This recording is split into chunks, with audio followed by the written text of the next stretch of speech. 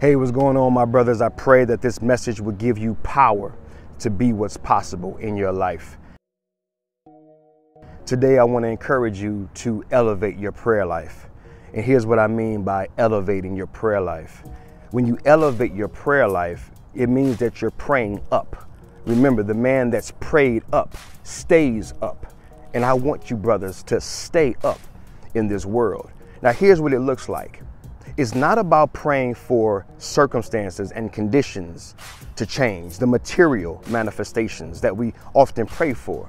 There's nothing wrong with those things, but they're more of a lateral move than they are an elevated move. See, a lateral move means that I go from here to there, but not much has changed. See, it's like a player on a football team, right? Football season's coming up. And the player goes from one bad team to another bad team. Well, there's no upside to that. Nothing's truly changed because you simply move from one place to another place. But the player, you didn't change. So it's a lateral move. And many times we're praying lateral prayers. And that's one facet of the game. But if you want to take your life to the next level, if you really want to level up in your life, begin to pray elevated prayers. And this is what it looks like. Instead of praying for money, let's just say, pray for God to make you a man that commands and demands higher pay, a higher salary. Become a man that is able to communicate and articulate on the next level. Become a man of character, become a man of substance, become a man of strategic and calculated thought, a man of deep thought and deep reasoning.